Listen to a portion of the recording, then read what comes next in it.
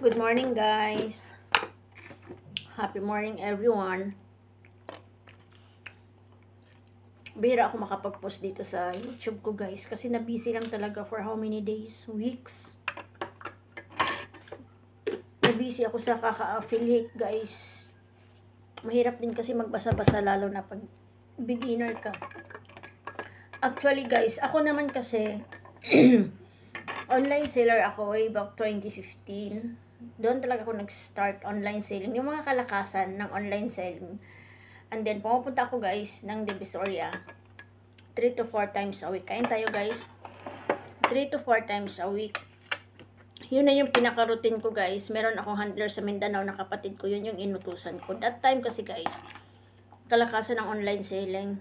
Kahit ano-ano lang yung binibenta ko, guys. Mga alahas. Marami akong suki dun sa Ongping. Kahit nung pandemic, guys, nakakapasok ako sa Ongping kasi nga meron akong mga friend na mga Bisaya din. So yung routine ko, guys, sa online selling, parang naano ko na siya, na-practice ko na siya. And then 2022, I know, nung nag-start ang Lazada, nung sikat-sikat ng Lazada, guys, nag-seller ako ng Lazada. Dati, sa lugar namin sa Montalban, guys, walang pick up. So, kung may order ako ng Lazada, guys, nagda-drop off ako doon sa Divisoria lang. Kasi maraming stall na doon na drop off. Hanggang nagkaroon ang pick up na dito sa bahay. Pero guys, na block yung Lazada ko kasi nag-stricto ba sila. Hindi ako nakapag-submit ng BIR. Gagastos din kasi ng 5,000 to 6,000 yung Lazada ko. Hindi ko siya pinaprocess kasi nung time 2022, guys, nagkulang na ako po sa puhunan sa Lazada. So bihira na akong pumunta ng, hindi lang puhunan sa Lazada, puhunan pati sa online selling. Kasi may time talaga, guys, na alam mo yung magkulang din tayo. So that time kasi yung time na 20 to 23, yun yung mga pinaka-hardship na maraming nangyari sa buhay ko. Kaya nga, naglaylo ako sa online selling.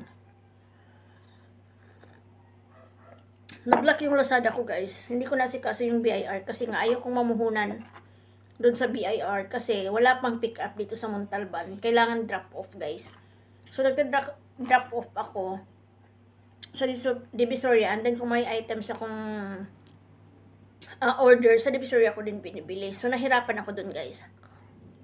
Na-block yung ano ko, pati commission ko hindi ko nakuha.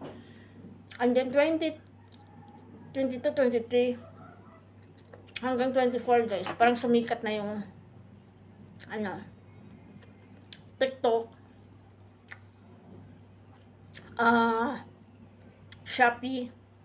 Mas lalo na ngayon, guys, na ang Shopee naka-collaborate na kay Facebook, 'di ba?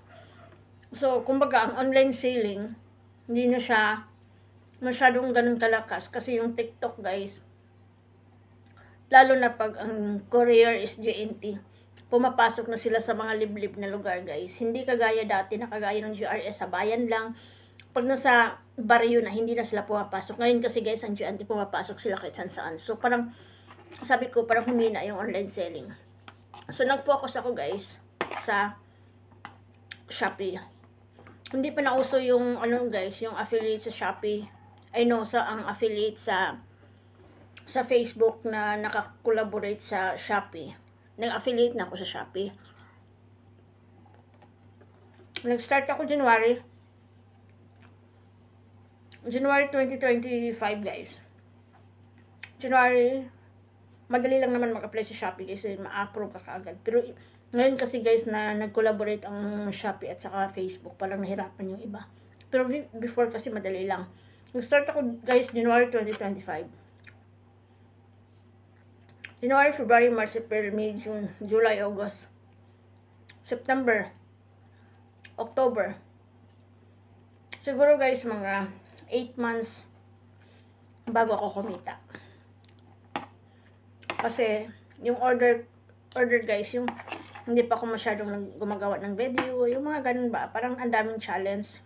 Ang daming challenge sa Shopee na kailangan mo siyang i-push through. Mahirap. Hanggang na-approve yung bangko. Yung ganun. Padhandahan siya. Hanggang kahit pa paano nakatikim ng konti, guys. So, doon ako naging happy. Grabing hintay ko, guys. Umabot siya ng almost 8 months. Wala akong kita, nagpo-post ako. May kita ko, guys. Kaso lang pending. Pending transaction. Ang dami kasi mga requirements niya. Kailangan mong mag-wait. So, kailangan may tiyaga ka talagang maghintay. So, ini-enjoy ko lang. Hindi ako nagmamadali. Nung na-approve ako, akala ko ma-approve na ako, papasok na yung payment. Nung nag-approve na ako, guys, ang dami pa palang arte. So, hinintay ko pa rin. Siguro it takes for 1 month. Na parang nag-prosper na ba. May mga challenges pa nga konti, guys, pero at least nakikita ko na kahit pa paano kumikita na ako. Tapos may TikTok affiliate ako, guys. Matagal na tong TikTok affiliates ko, guys. Kaso lang hindi ko siya binigyan ng masyadong pansin. Hindi ko siya masyadong inaral. And then for how many months, guys, na nakita nyo, guys, yung mga nag-vlog, nag-ano na sila. Nagpo-post na ng mga items. Kasi doon sila malakas kumita, guys, eh. Pinagkagaan ko lang, guys,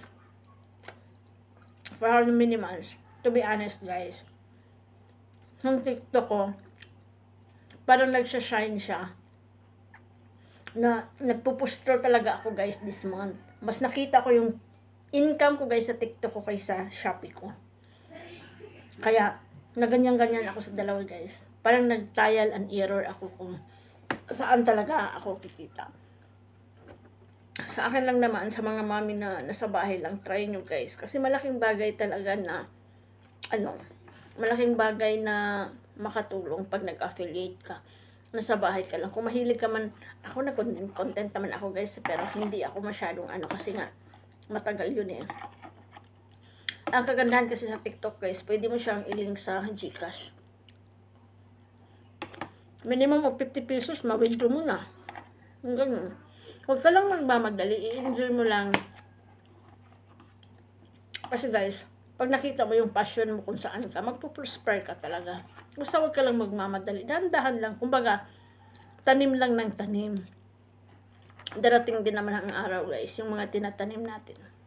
Harvestin din natin yan. Kasi sabi ko nga, sa mga mami na kagaya ko, huwag yung sayangin yung time nyo, guys, na mag-Facebook lang. Kahit ano-ano na lang. Try yung kasi pag once kumita kayo sa affiliate, guys, andun yung challenge. Parang nagsa-challenge, sarap pala. Ganon. Kunting bagay, parang nagagawan mo na ng video. Ako gumagawa talaga ako ng video, guys. Minsan, bumibili ako ng item. Kung kailangan talaga sa bahay. Tapos, piniflex ko. Ganon lang yun.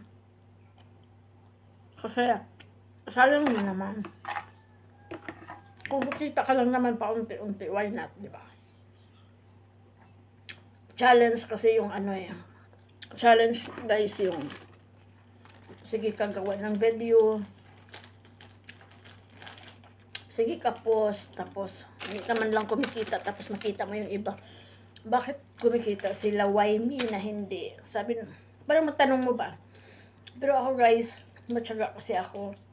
Kahit nung una pa, nung online selling ko, guys, wala namang nagtitiwala sa akin, guys, eh. Hanggang nakagather lang ako ng customer, pa isa-isa. Imagine, guys, 2015, nag-umpisa ako. Wala naman ako mga friend na nagtitiwala sa akin, guys. Market lang talaga. Tapos hindi ako nag-aalok ng product ko, guys. Hinayaan ko yung taong bibili sa akin. Tapos magbibigay na sila ng feedback sa'yo. Yun yung strategy ko na ginamit. Kasi pag mag-aalok ka kasi ng items, guys, tapos parang yung gusto mo hindi ka mapagbigyan, parang masakit. Kaya ako, never ako nag-aalok. Sa akin naman kasi dati, may bibili or wala, okay lang. Ganun na ako dati, guys. Nasayangan lang ako guys sa alahas kasi alam niyo ba guys, nag-umpisa ako sa alahas 1,750 per grams. Ngayon guys, 4,000 plus na. Sabi ko nga, kung hindi lang dumating ang panahon na sinubukan ako, siguro ang lakas ko na sa online. Kasi lang, may mga time kasi guys na parang ayaw ng Diyos, napahama ka. Parang ayaw niyang i-let go yung mga dreams mo. Naniniwala naman ako na much better yung dream ni Lord kaysa sa akin. Kaya kung may time na nagiging failure ako, sinasabi ko talaga sa sarili ko palagi guys, Lord, this is your plan. Lagi kong iniisip guys na ayaw ni Lord na mapahamak ako. Naiiyak ako. Thank you guys.